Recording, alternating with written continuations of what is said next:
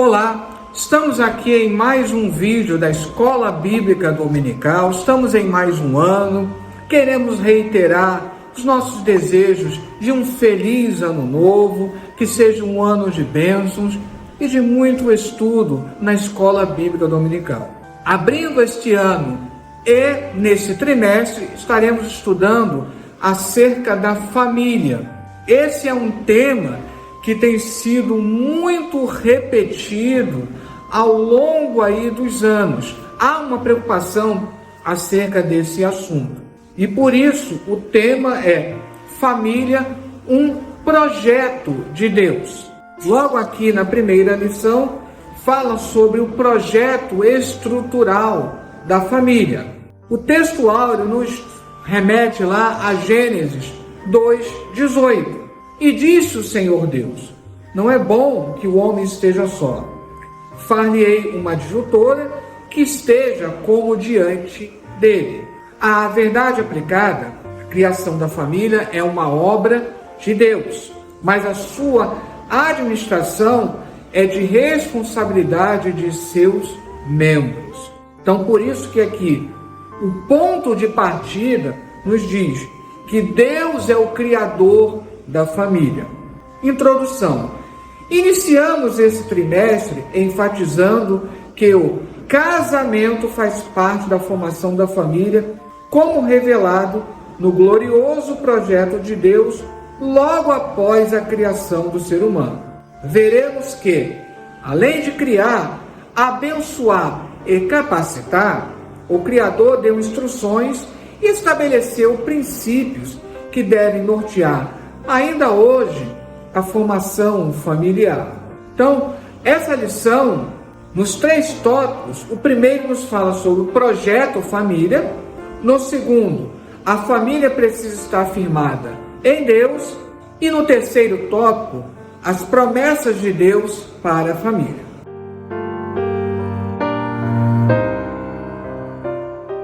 Então, aqui no primeiro tópico, o projeto família. Definição de projeto, descrição escrita e detalhada de um empreendimento a ser realizado, plano, planejamento, intenção de fazer ou realizar algo. Então, Deus é o idealizador da família, é uma instituição do próprio Deus. Então, aqui no subtópico 1.1, finalidades do projeto. Não deixar o homem só, companheirismo, não deixá-lo sem adjutora, ou seja, auxiliadora.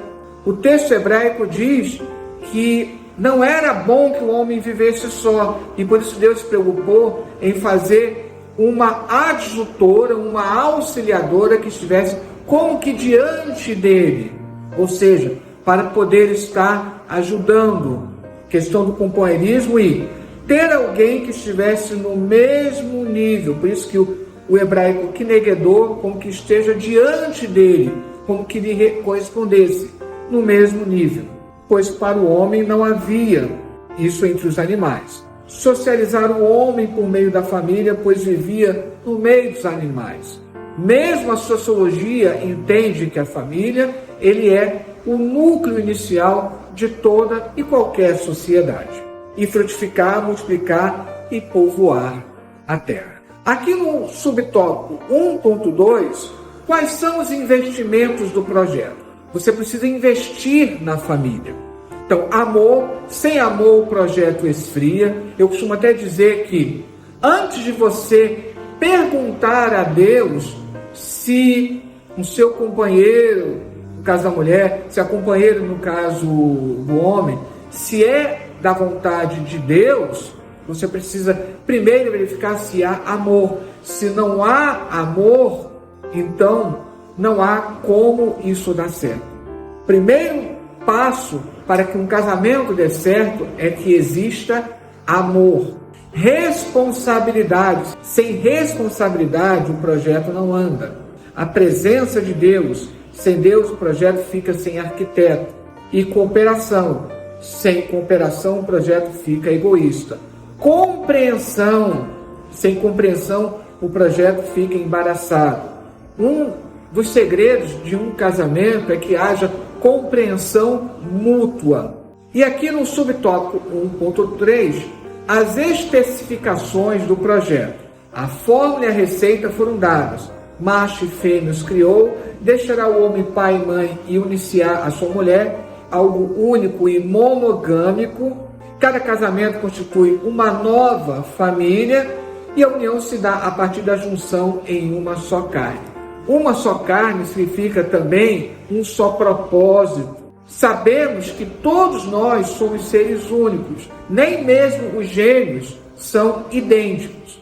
Mas ser uma só carne significa que, apesar das diferenças, essas diferenças serão administradas para um bem comum, para que haja um todo harmônico dentro do casamento.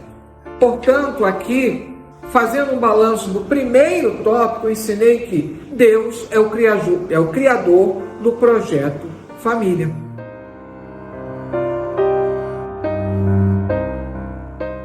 Tópico 2.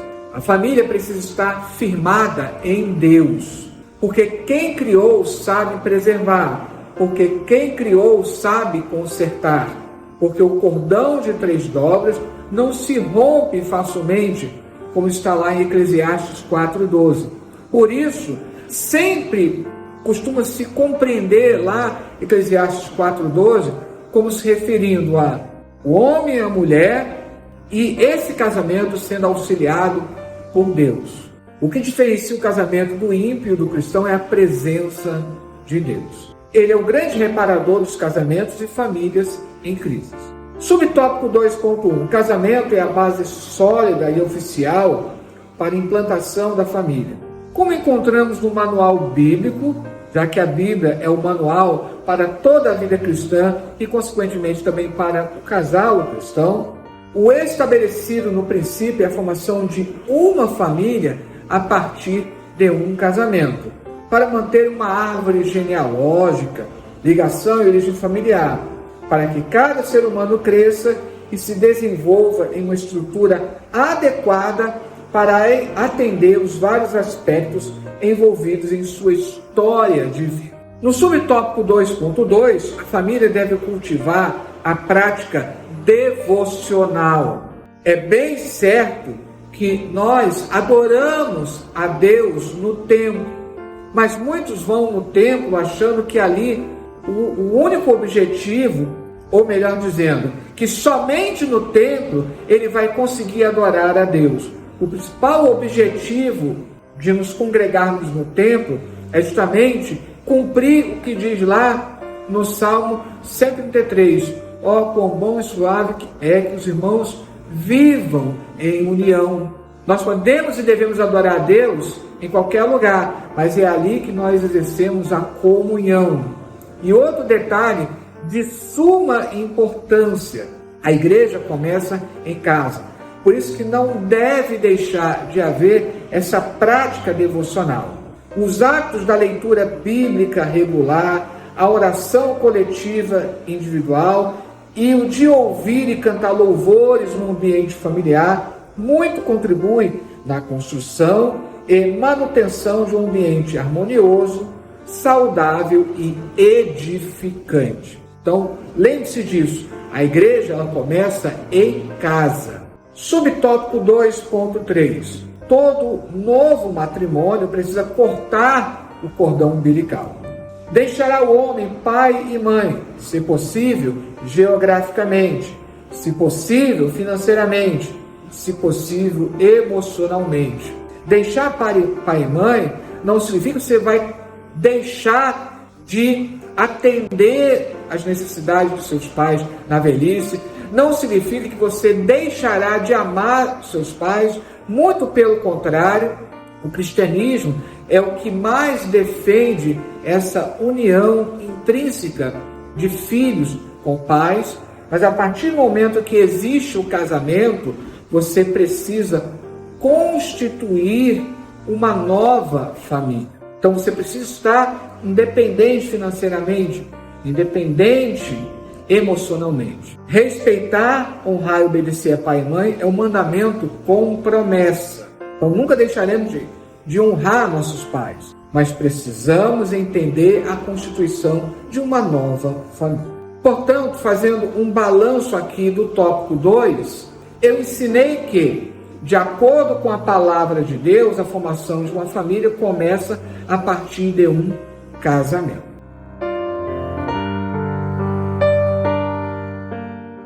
Agora aqui no tópico 3, as promessas de Deus para a família. Deus tem bênçãos para todas as famílias, mas as promessas se tornam condicionais e o Salmo 128 é um reflexo disso.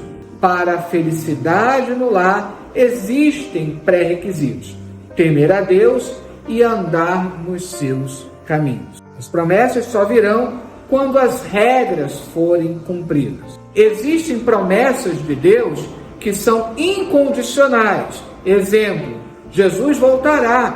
Isso não depende de mim, não depende se eu creio ou não. Mas existem promessas condicionais. Promessas pelas quais elas são realizadas a partir do momento em que nós cumprimos certos requisitos. Há leis que regem o lar, todas elas dentro do manual que é a Bíblia Sagrada. Se elas forem desrespeitadas, trarão consequências graves para a família. Por isso, o casal deve viver as ordenanças divinas para que a família goze das bênçãos prometidas. Então, o Salmo 128 é considerado o Salmo da família. E é um salmo de extrema importância. E esse salmo tem sempre sido entoado todas as vezes que nós desejamos falar acerca da família. E esse é um dos 15 salmos chamados de salmos de peregrinação.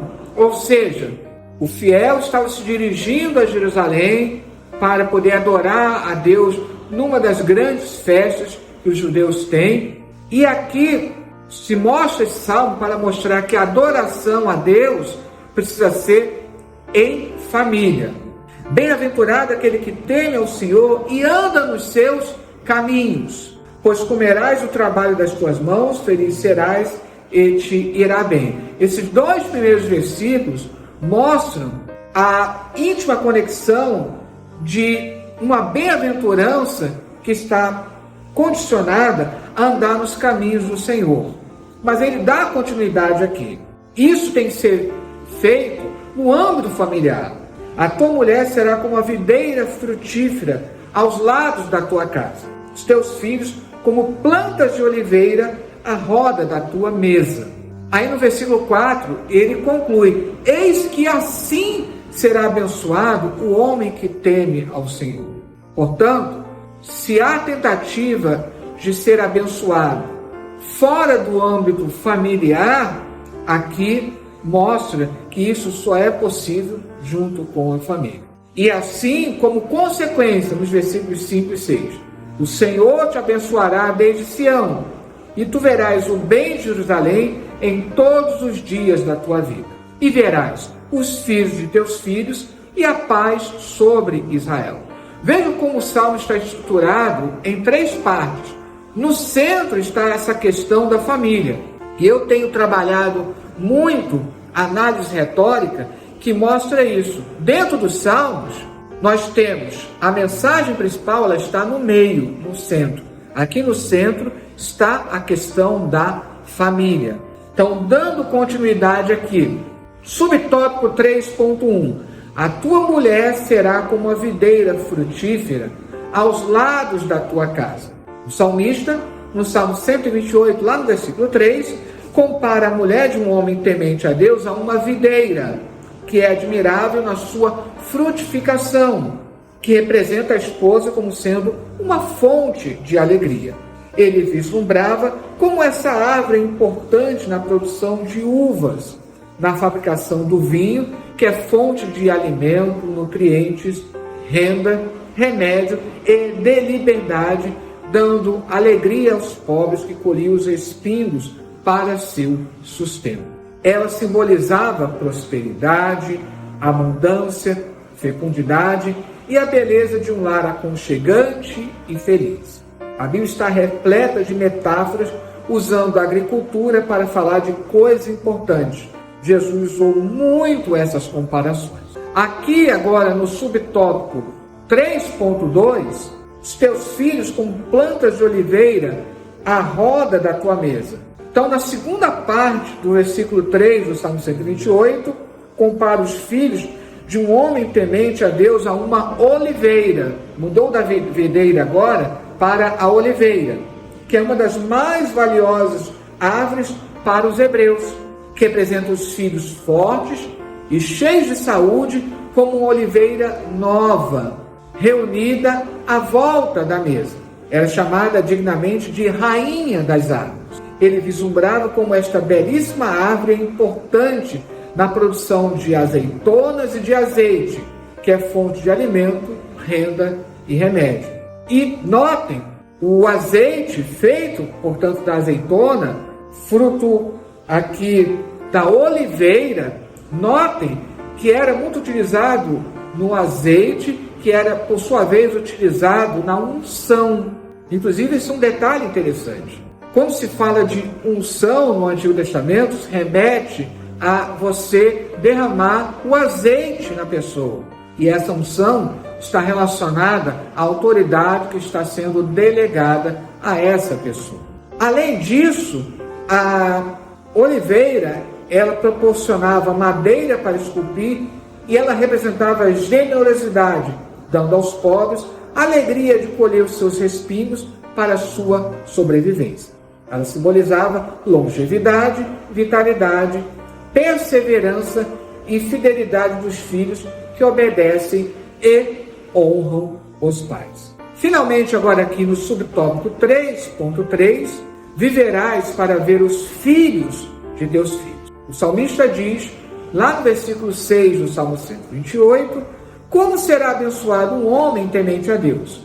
A promessa de viver para ver os filhos dos filhos é empolgante e abençoadora. Chegada dos netos é algo indescritível. A emoção de ter os netos por perto ou poder participar de momentos com eles não tem preço. Tal experiência faz parte da porção que Deus prepara às famílias nesta terra. Ser avô e avó é como amar o filho pela segunda vez. Por isso costuma-se dizer que avós são como pais dobrados ou pais pela segunda vez. Há um ditado que diz: os netos são filhos com açúcar.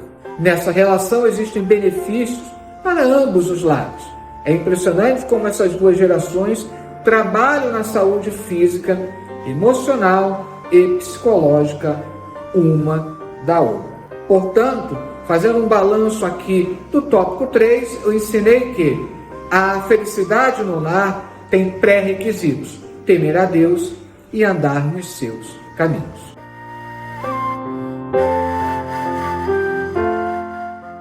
Conclusão: a família jamais acabará, pois é projeto de Deus para o ser humano e o que Deus faz, homem nenhum poderá destruir.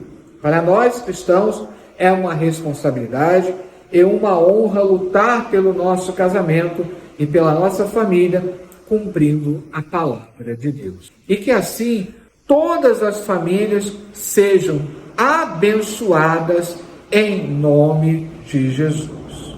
O Salmo 128, ele já tem uma divisão tríplice. Ele se divide em 3 partes.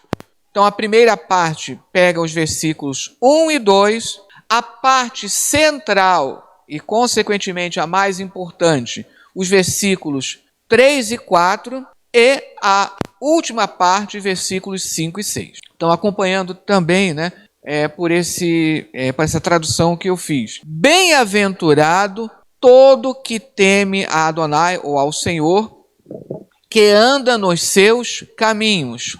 Versículo 2. Da labuta de tuas mãos comerás. Bem-aventurado serás e te irás bem. Então vejo que começa com uma temática bem similar, bem parecida. Como é que eu posso identificar essa primeira parte? Notem que começa com a menção do bem-aventurado e termina com a menção do bem-aventurado. e fala justamente daquele que trabalha, que labuta, né, pela sua casa. Aí no versículo 3 e 4, você agora fala da esposa.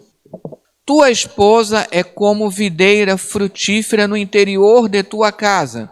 Teus filhos são como rebentos da oliveira à roda da tua mesa. Então fala de esposa e filhos agora.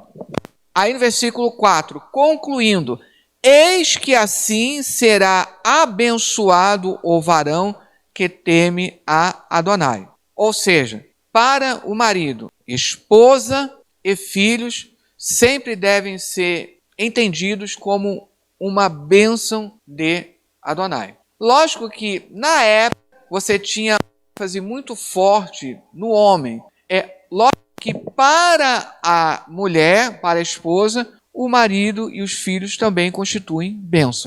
É mão dupla. No versículo 5 e 6, agora temos de novo uma mudança de temática, porque agora vai falar de Jerusalém e de Israel. Aproveita o gancho do versículo 4, que é a questão da bênção, né? E agora entra no versículo 5 para uma abordagem mais comunitária, mais generalizada. Da mesma forma que foi feito no Salmo 127.